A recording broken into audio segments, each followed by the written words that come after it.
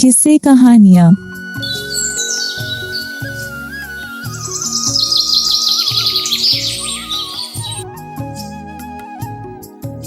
उदयपुर राज्य में राजा राम अपनी पत्नी सुमित्रा के साथ रहता था और उसका बड़ा भाई भोला राम अपनी पत्नी गंगा के साथ दूसरे गांव में किराए के मकान में रहता था, क्योंकि उसकी पत्नी गंगा को उसके पिता और देवर के साथ रहना पसंद नहीं था। वहीं दूसरी तरफ राजा राम और सुमित्रा अपने पिता की बहुत सेवा करते थे। एक दिन भोला राम और उसकी पत्नी गंगा अपने गांव उदयपुर आते हैं। राजा राम अपने बड़े भाई भोला राम की बहुत इज्जत करता था। उसने उसका बहुत अच्छे से स्वागत किया। पूरा परिवार एक साथ बहुत खुश था।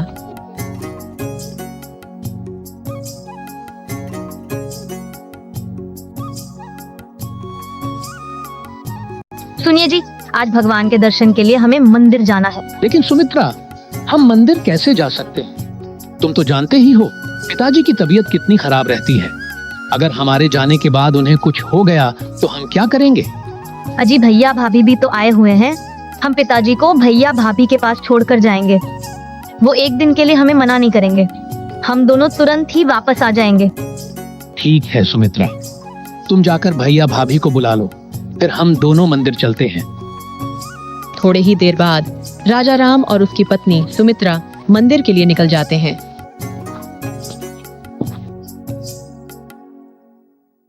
तभी भूषण की तबीयत खराब होने लगती है और भूषण अपनी बड़ी बहू गंगा से कहते हैं, अरे ओ बड़ी बहू, सुनती हो?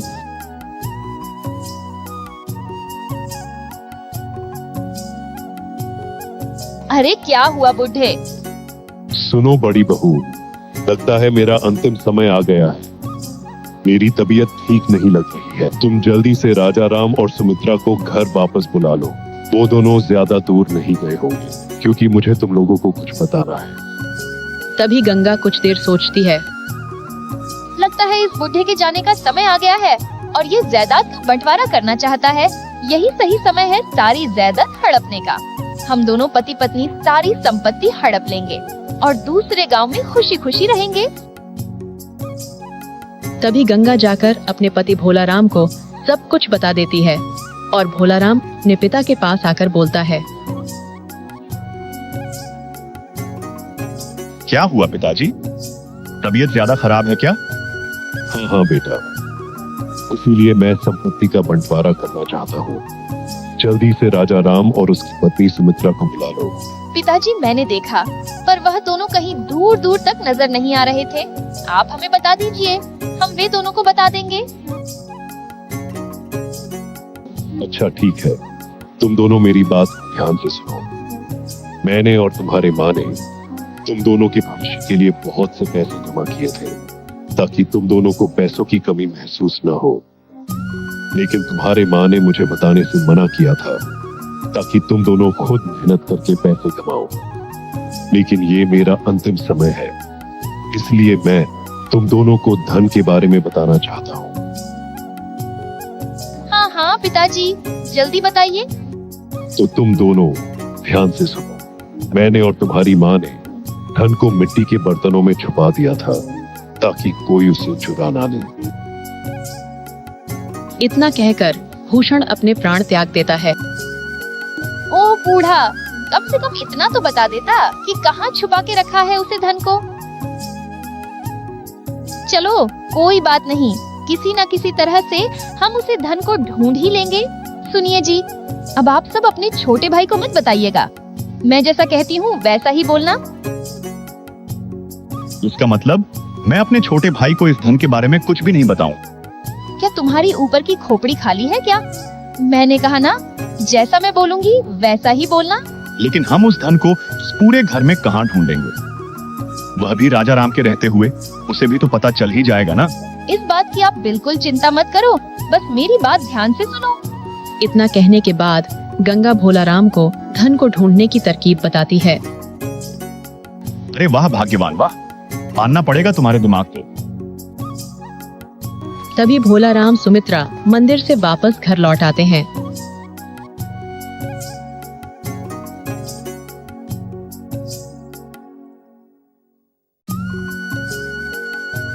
अरे पापा जी, क्या हो गया आपको? पिताजी आप हमें छोड़कर क्यों चले गए? हमारा क्या होगा पिताजी? तभी यह सब देखकर राजा राम कहता है, पिताजी उठ जाओ पिताजी। भाई ये सब कब हुआ? तुम्हारे आने से 10 मिनट पहले। पिताजी की तबीयत बहुत खराब हो गई थी और पिताजी हमें छोड़कर चले गए। पिताजी मुझे माफ कर दो, मैं आपके आखिरी पलों में आपके साथ नहीं था। मुझे माफ कर दो पिताजी, मुझे हमेशा इसका अफसोस रहेगा। दोनों भाई मिलकर अपने पिता का अंतिम संस्कार कर देते हैं। धीरे धीरे दिन बीतते हैं और उनके पिता के सारे क्रियाकर्म खत्म हो जाते हैं। धीरे धीरे घर खाली सा हो जाता है। फिर एक दिन भोला राम अपने छोटे भाई राजा राम से कहता है, सुनो भाई राजा राम, तो पिताजी हमारे बीच नहीं रहे, तो तुम अपनी पत्नी सुमित्रा को लेकर यहाँ से चले जाओ, क्योंकि पिताजी ने सारी जायदाद और यह घर मेरे नाम कर दिया। क्योंकि उनके आखिरी समय में मैं उनके साथ था, इसलिए अब तुम इस घर में नहीं रह सकते हो। ये सब सुनकर राजा राम बहुत परेशान हो जाता है। उसे कुछ समझ में नहीं आ रहा होता कि वह अब क्या करे। थोड़ी देर सोचने के बाद राजा राम कहता है, अरे भैया आप क्या बोल रहे हैं? पिताजी मेरे साथ कभी ऐसा नहीं कर सकते थे, वह तो मुझसे बहुत प्यार करते थे। अरे देवर जी, ऐसी बात नहीं है। आपके भाई बिल्कुल सही कह रहे हैं। पिताजी कह रहे थे कि राजा राम को मेरी बिल्कुल भी चिंता नहीं है। ऐसे बीमार होते हुए भी मुझे छोड़कर चला गया। हम पिताजी के अंतिम समय में उनके साथ थे। हमने उनकी सेवा की, इसीलिए उन्होंने अपनी सारी संपत्ति हमारे नाम कर दी। नहीं भाभी, ये गलत है। पिताजी मेरे साथ ऐसा कर ही नहीं सकते। राजा राम, मैं जानता था कि तुम हमारी बात का भरोसा नहीं करोगे, इसलिए मैंने हमारे गांव के मुखिया को बुलाया है। अब वही फैसला करेंगे।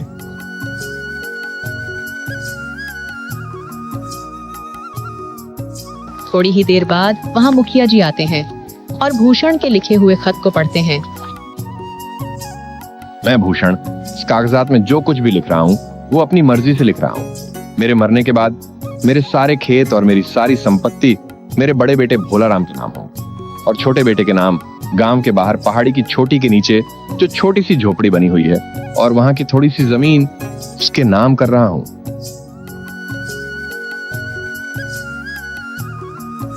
मुखिया जी, क्या कागज पर जो लिखा है क्या सच है कि उसे मेरे पिताजी ने लिखा है? राजा राम, ये तो मुझे भी समझ में नहीं आ रहा है कि तुम्हारे पिताजी ने तुम्हारे साथ ऐसा क्यों किया, लेकिन इस खत में जो भी लिखा है वह तुम्हारे पिताजी ने ही लिखा है और उसके बाद अपना अंगूठा भी लगाया। अरे मुखिया जी, इसकी वजह मैं बताता हूँ। मेरा भाई राजा राम और उसकी पत्नी सुमित्रा मेरे पिताजी का बिल्कुल भी ध्यान नहीं रखते थे और तो और उन पर बहुत अत्याचार भी करते थे। पिताजी की तबीयत खराब होते हुए भी ये लोग बाहर घूमने चले गए, इसलिए पिताजी इनसे बहुत नाराज थे। मैंने और गंगा ने पिताजी की बहुत सेवा की, इसलिए पिताजी ने सारी संपत्ति मेरा नाम कर दी है। नहीं मुखिया जी, ये सब झूठ है। मैं और मेरी पत्नी पिताजी का बहुत अच्छे से ख्याल रखते थे और पिताजी हमारे साथ खुश भी थे। हाँ राजा राम, तुम बिल्कुल सही कह रहे हो, लेकिन मैं कुछ नहीं कर सकता। हमारे पिताजी ने साफ साफ लिखा है और सबूत के तौर पर अपना अंगूठा भी लगाया है, इसीलिए मैं इस मामले में कुछ नहीं कर सकता। मुखिया के इतना कहते ही भोला राम और गंगा बहुत खुश हो जाते हैं।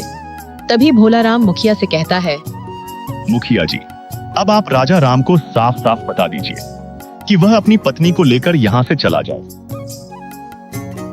भैया, ये आप क्या कह रहे हैं?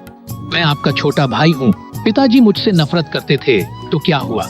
आप तो मुझे अपना पास रख सकते हैं ना? इन सभी बातों को सुनकर मुखिया बोलता है, राजा राम, तुम्हारे पिता के लिखे वसीयत के अनुसार गांव के बाहर की झोपड़ी और थोड़ी सी जमीन तुम्हारी है। तुम अपनी पत्नी को लेकर वहां चले जाओ। लेकिन मुखिया जी, वो झोपड़ी तो पूरी तरह से खराब है। हम भला वहाँ कैसे रहेंगे? अरे इसमें गलत क्या है? तुम लोगों को वैसा ही परिणाम मिला जैसा तुमने पिताजी के साथ किया और हमें भी वैसा ही परिणाम मिला जैसा हमने पिताजी के साथ किया। नहीं भाभी, आप बिल्कुल झूठ बोल रही हैं। पिताजी हमारे साथ ऐसा नहीं कर सकते। पिताजी हम दोनों से बहुत प्यार करते थे। और हम लोग भी पिताजी की बहुत सेवा करते थे। देखिए मुखिया जी, इन्हें दोनों को समझ लीजिए कि यहाँ पर खड़े होकर हम दोनों से बहस ना करें और चुपचाप यहाँ से चले जाएं। देखो राजाराम, तुम्हारे पिता के जैसे वसीयत के अनुसार यह घर तुम्हारे बड़े भाई के नाम है। अगर वो लोग नहीं चाहते तो तुम लोग यहाँ नहीं रह सकते, तुम्हें यहाँ से जाना ही होगा। मैं इन्हें अपने साथ नहीं रखना चाहता मुखिया जी, क्योंकि इन्हें पिताजी के साथ बहुत बुरा व्यवहार किया है। इन्हें तो अपनी गलती की सजा मिलनी ही चाहिए।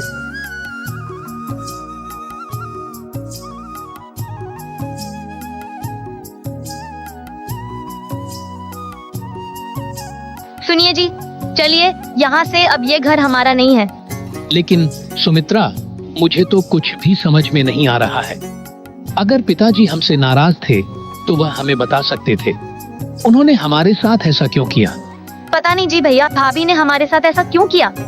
उन्होंने हमारे बारे में एक बार भी नहीं सोचा। अरे सुमित्रा, हमने पिताजी की इतनी सेवा की, फिर भी उन्होंने हमारे साथ ऐसा किया। इसमें भैया भाभी का क्या दोष है? चलो अब यहाँ से, अब हमारा यहाँ कोई काम नहीं है। फिर वह दोनों वहां से चले गए।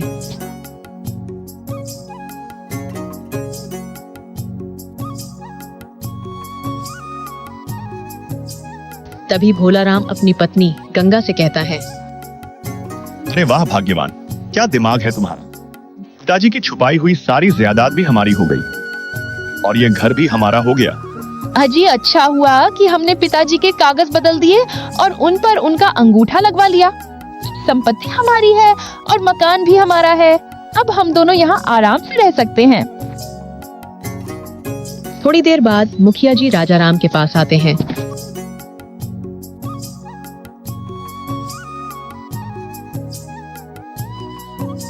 पता नहीं राजाराम, तुम्हारे पिताजी को क्या हो गया था, तुम्हारे साथ ऐसा क्यों किया? ये बात तो मुझे भी समझ में नहीं आ रही है। वरना पूरा गांव जानता है तुम्हारे पिताजी की सेवा सबसे ज्यादा किसने की है। मुखिया जी, मुझे जमीन जायदाद का कोई लालच नहीं है, लेकिन पिताजी के मन में हमें लेकर इतनी नफरत थी, यह बात मुझे अंदर ही अंदर खाई जा रही है। राजाराम, अब मैं चलता हूँ। तुम्हें किसी भी चीज की जरूरत हो तो मुझे बता दें। इतना कहने के बाद मुखिया वहां से चला जाता है। राजाराम अपनी पत्नी सुमित्रा से कहते हैं, सुमित्रा, अब हम क्या करेंगे? मुझे बिल्कुल भी अच्छा नहीं लग रहा है कि पिताजी हमसे इतनी नफरत करते थे। नहीं नहीं, ऐसी बात नहीं है। पिताजी तुमसे बिल्कुल भी नफरत नहीं करते थे, वे हमसे बहुत प्यार करते थे। तुम कल मुखिया जी के पास जाओ, वे तुम्हें कोई काम जरूर दिलवा देंगे। अब चलो अंदर चलते हैं और सफाई करते हैं। सुमित्रा घर के अंदर जाती है और साफ सफाई करने लगती है। थोड़ी ही देर बाद घर के अंदर से सुमित्रा आवाज लगाती है। राजाराम जल्दी से घर के अंदर जाता है।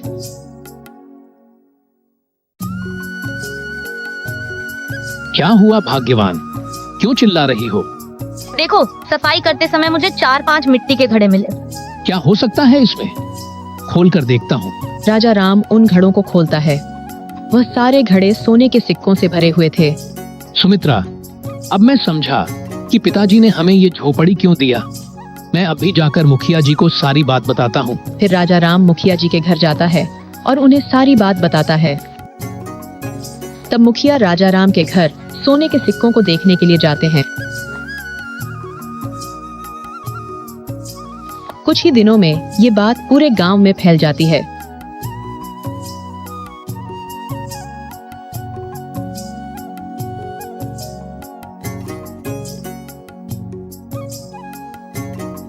एक दिन गांव का एक आदमी भोलाराम के पास आता है और बोलता है, भोलाराम भाई, गजब हो गया। अरे भाई, क्या गजब हो गया? गजब हो गए पता नहीं है क्या? तुम्हारे भाई राजाराम की झोपड़ी में 4-5 सोने के सिक्के से भरे घड़े मिले हैं। अरे भाई, क्या बोल रहे हो? तुम्हारा दिमाग तो ठीक है ना? मैं सच कह रहा हूँ। अगर तुम्हें मेरी बातों पर भरोसा नहीं है तो तुम मेरे साथ चलकर खुद देख लो। ये बात पूरे गांव को पता है, बस तुम्हें ही नहीं पता। फिर भोलाराम अपनी पत्नी के पास जाकर कहता है, अरे गंगा, पिताजी ने सारे मटके उसे झोपड़ी में ही छुपा कर रखे थे। चलो देखते हैं।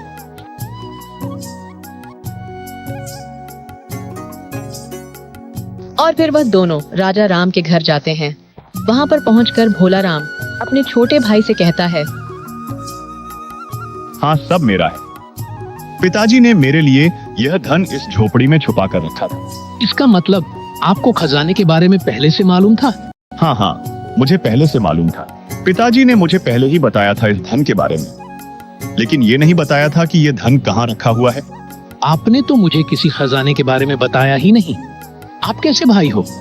आप एक नंबर के मक्कार, धोखेबाज और लालची भाई हो।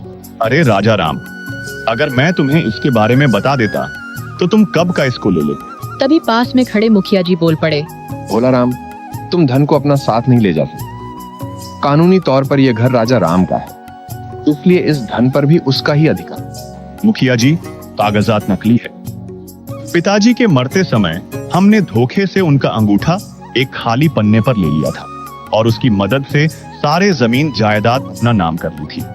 वाह भोला राम, वाह। तो तुमने बहुत ही बड़ा पाप किया है। तुमने एक मरते हुए आदमी का अंगूठा लिया है। तुम्हें इसकी सजा जरूर मिलेगी। तभी गंगा बोली।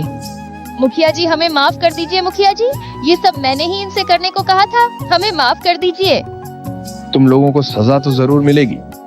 मैं तुम्हारी शिकायत उदयपुर के राजा महाराज कौशल देव के पास लेकर जाऊंगा। इसका मतलब पिताजी मुझसे नाराज नहीं थे। वह मुझे अपने आखिरी समय में भी याद कर रहे थे। हन भाई, पिताजी तुमसे नाराज नहीं थे। अपने आखिरी समय में भी तुम्हें बुलाकर हम दोनों को खजाने के बारे में बताना चाहते थे, मगर मैं लालच में आ गया था। मुझे माफ कर दो मेरे भाई, मुझसे बहुत बड़ी गलती हो गई। आपने मुझे धन संपत्ति नहीं दी, इसका मुझे दुख नहीं है, लेकिन आपने मुझसे पिताजी के नाम पर इतना बड़ा झूठ बोला, इसके लिए मैं आपको कभी माफ नहीं करूंगा। आप एक नंबर के मक्कार, धोखेबाज और लालची भाई हो। आपकी सजा यही है कि आप मुझसे बहुत दूर चले जाओ। भोला राम और गंगा के हाथ में कुछ भी नहीं लगता और दोनों वहाँ से चुपचाप चले जाते हैं। दोस्तों, अगर आपको वीडियो पसंद आया हो तो लाइक और शेयर जरूर करें। चैनल को सब्सक्राइब करना ना भूलें और बेल आइकन दबाएं ताकि आप हमारी हर नई कहानी सबसे पहले देख सकें। मिलते हैं अगली मजेदार कहानी में। किस्से कहानियाँ।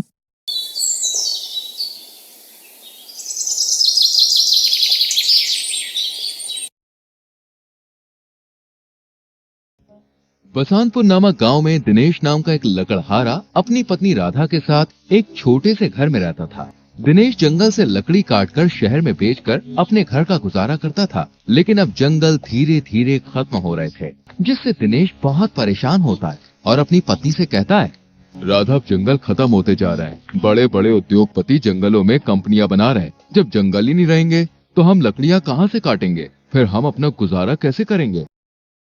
तुम कब तक यूँ लकड़ियाँ काटकर अपना गुजारा करते रहोगे? कोई और काम क्यों नहीं देख लेते? हमारे मोहल्ले में जो सुरेश रहता है, उसकी जमीन किसी उद्योगपति ने खरीद ली है। वो उस पर कंपनी बनाएगा। उसके बदले सुरेश को करोड़ों रुपए मिले हैं।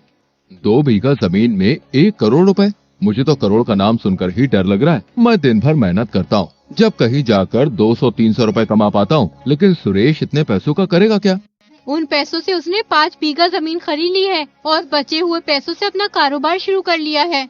तुम्हारा मतलब 2 बीघा जमीन बेचकर 5 बीघा खरीद भी ली और फिर भी पैसे बच गए और अपना कारोबार भी शुरू कर लिया। ये तो सोने पे सुहागा हो गया। मैं तो कहती हूँ तुम भी अपनी जमीन बेच दो। वैसे भी आजकल खेती में रखा ही क्या है, जितनी लागत लगाते हैं उतनी पैदावार नहीं होती। कभी फसल मर जाती है तो कभी कीड़ा लग जाता है। लेकिन राधा, मैं अपनी जमीन नहीं बेच सकता। वो मेरे पूर्वजों की निशानी है, जो पीढ़ी दर पीढ़ी चली आ रही है। मैं उसे बेचने के बारे में कैसे सोच सकता हूँ? तुम्हारी सोच अभी भी पहले जमाने की है। दुनिया को देखो कितनी आगे बढ़ रही है और तुम आज भी वही के वही हो। कभी अपने हालात भी देख लिया करो। पूरे दिन मेहनत मजदूरी करते हो, जब कहीं चलकर 100-200 रुपए कमा पाते हो और कभी कभी तो वो भी नहीं कमा पाते। कभी बाहर निकल कर देखो, दुनिया में कितने अमीर अमीर लोग हैं। तुम सही कह रही हो राधा, मैं अपनी जमीन बेच देता हूँ। मैं कल जमींदार के पास जाऊंगा। अगर उनकी नजर में कोई अमीर आदमी हो जो हमारी जमीन खरीद ले, इस जमीन को बेचकर हम भी दूसरी जमीन खरीद लेंगे और बचे हुए पैसों से कोई कारोबार कर लेंगे।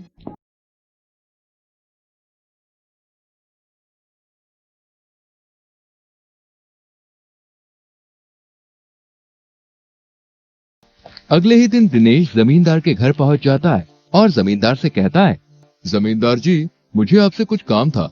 दरअसल मुझे अपनी जमीन बेचनी है। अगर तुम्हारी नजर में कोई आदमी हो जो मेरी जमीन खरीद सके तो आप मुझे बता देना। तुम कौन सी जमीन की बात कर रहे हो? मालिक, वही जमीन जिसको गिरवी रखकर मैं तुमसे पैसे ले गया था। मालिक, अब लकड़ी का काम तो बचा नहीं, इसलिए सोच रहा हूँ जमीन बेचकर कोई कारोबार कर लूंगा। जमींदार अपने मन में सोचता है कि दिनेश की वो जमीन तो बहुत महंगी है, लगभग 3 करोड़ की। अगर वो जमीन मेरे हाथ लग जाए तो मैं तो मालामाल हो जाऊंगा। दिनेश, तुम सही कह रहे हो। तुम एक काम करना, कल मुझे एक बार अपनी जमीन के कागज दिखा देना, फिर मैं तुम्हारी जमीन बिकवा दूंगा। ठीक है जमींदार जी, मैं कल अपनी जमीन के कागजात लेकर आऊंगा। इतना कहकर दिनेश अपने घर चला जाता है। फिर अगले दिन अपनी जमीन के कागजात लेकर जमींदार के घर आ जाता है। ये लीजिए जमींदार जी, मेरे घर के कागजात। मैंने कागजात बहुत संभाल के रखे हुए थे। जमींदार सोचता है कि वो दिनेश से ये जमीन कैसे अपने नाम करवाए। कुछ देर सोचने के बाद जमींदार दिनेश से कहता है, अरे दिनेश, ये तुम्हारी जमीन तो सरकारी है, कागजों में साफ साफ लिखा है, तुम्हें किसी ने बताया नहीं? ये तुम क्या कह रहे हो मालिक? ऐसा कैसे हो सकता है? ये कागजात मुझे मेरे पिताजी ने दिए थे और पिताजी को दादाजी ने दिए थे। ये जमीन तो हम पे बहुत पहले से है, फिर ये सरकारी कैसे हो सकती है? तो क्या मैं झूठ बोल रहा हूँ? अरे जो कागज पे लिखा है वही तो बता रहा हूँ। कागज पर लिखा क्या झूठ होता है? अगर तुम्हें मेरी बात पे यकीन नहीं तो किसी और को दिखवा लो। पहले जमाने में कोई किसी की भी जमीन ले लिया करता था। जमीन पानी की तरह मुफ्त में मिलती थी। मेरे दादाजी के यहाँ एक आदमी काम करता था। वो दादाजी की बहुत सेवा करता था, इसलिए दादाजी ने उसे 50 बीघा जमीन यूं ही मुफ्त में दे दी थी। अगर आज वो जमीन हमारे पास होती तो भाई कम से कम 100 करोड़ की होती। पहले जमाने में किसी को क्या पता था कि ये सरकारी जमीन है या किसी और की। तो जमींदार जी, मुझे अब क्या करना होगा? ये जमीन मेरे नाम कैसे होगी? आप कैसे भी करके ये जमीन मेरे नाम करवा दीजिए। सरकारी जमीन किसी के नाम नहीं होती, उस पर सिर्फ सरकार का ही हक होता है। अगर किसी और को पता चल गया कि तुम्हारी जमीन सरकारी है तो वो सरकार को बता देगा और फिर सरकार तुम्हारी ये जमीन तुमसे छीन लेगी। इसलिए किसी को भी अपनी जमीन के बारे में बताना मत और ना ही किसी को कागज दिखाना, वरना तुम्हारी जमीन तुम्हारे हाथ से निकल जाएगी। जमींदार जी, अब क्या होगा? मुझे तो कुछ भी समझ में नहीं आ रहा, आप ही कुछ बताइए। वैसे तो मैं इन सरकारी मामलों में पड़ता नहीं हूँ, लेकिन तुम सीधे आदमी हो, इसलिए मैं तुम्हारे लिए एक काम कर सकता हूँ। तुम्हारी ये जमीन मैं ले लूंगा, लेकिन मैं तुम्हें इसके केवल 10 लाख रुपए ही दे सकता हूँ, क्योंकि सरकार को जब भी पता चल गया तो वो ये जमीन मुझसे छीन लेगी। तुम गरीब आदमी हो, इसलिए तुम्हें मैं 10 लाख रुपए दे रहा हूँ, वरना मैं इस जमीन की तरफ मुड़कर भी नहीं देखता। वैसे भी सरकार एक ना एक दिन ये जमीन ले ही लेगी।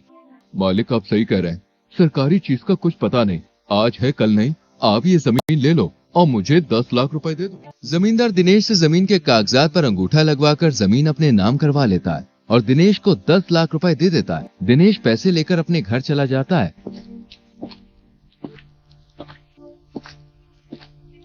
और फिर सारी बात अपनी पत्नी को बताता है। ये बात सुनकर दिनेश की पत्नी के होश उड़ जाते हैं। ये तुमने क्या किया?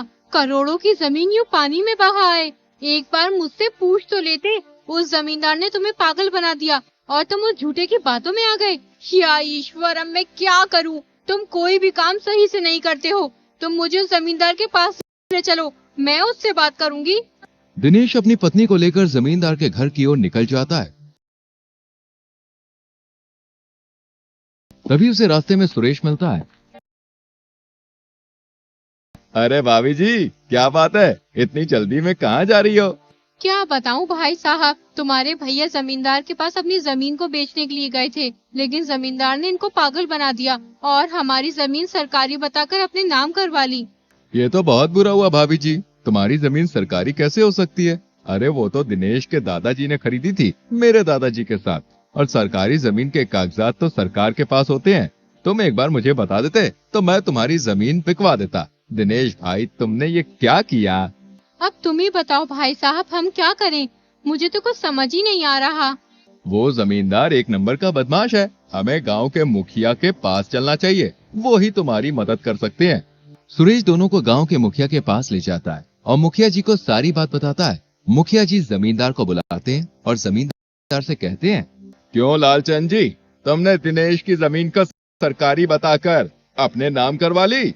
अरे तुम बहुत गरीब लोगों की मजबूरी का फायदा उठाते हो। ये तुम क्या कह रहे हो मुखिया जी? दिनेश से मैंने वो जमीन 10 लाख रुपए की खरीदी है। ये मेरे पास खुद चलकर अपनी जमीन बेचने आया था। मैंने इससे कोई जबरदस्ती नहीं की। अगर आपको यकीन नहीं तो आप खुद ही इससे पूछ लीजिए। दिनेश, लालचंद सही कह रहा है। तुम इसके पास जमीन बेचने गए थे।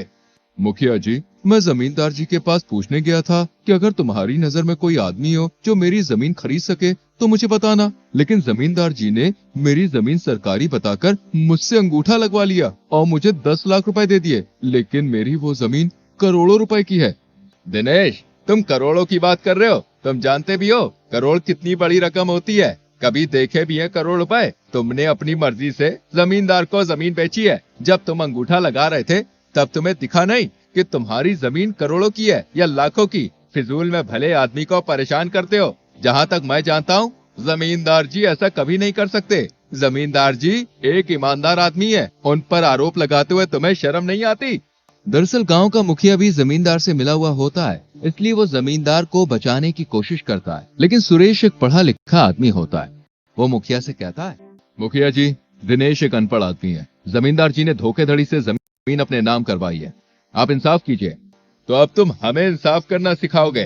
तुम देख रहे हो मुकेश ने जमींदार से 10 लाख रुपए लिए, फिर इसमें धोखाधड़ी वाली बात कहाँ से आ गई? मुखिया जी, मुझे लगता है तुम भी जमींदार से मिले हो। अरे तुम दोनों मिलकर दिनेश को लूट रहे हो। मैं तुम दोनों पर आईपीसी धारा 420 का केस करूंगा, जो कि धोखेधड़ी के लिए लगाई जाती है। ये 420 की धारा क्या होती है? अरे मैं इनसे डरने वाला नहीं हूँ, तुम ये बात अपने दिमाग में बैठा लो। मुखिया समझ जाता है कि रमेश एक पढ़ा लिखा इंसान है और अगर मुझ पर कोई केस हुआ तो मेरा मुखिया का पद छिन जाएगा और जो जेल होगी सो अलग। अरे रमेश भाई, तुम ये कैसी बातें कर रहे हो? अगर हमारे गांव की बात कोर्ट कचहरी में जाएगी तो इससे हमारे गांव की ही बदनामी होगी। हम इस मसले को यहीं हल कर लेते हैं। मुखिया जी अपना पीछा छुड़ाने के लिए जमींदार से कहते हैं, जमींदार जी, दिनेश एक अनपढ़ आदमी है, तुम्हें इसकी जमीन वापस करनी होगी। लेकिन मुखिया जी। अरे लेकिन वेकिन कुछ नहीं। तुमने वो जमीन दिनेश से धोखेधड़ी से ली है, इसलिए तुम्हें अभी के अभी दिनेश को वो जमीन वापस करनी ही होगी। जमींदार दिनेश की जमीन के कागजात दिनेश को वापस कर देता है। इस तरह सुरेश अपनी समझदारी से दिनेश की जमीन वापस दिलवा देता है।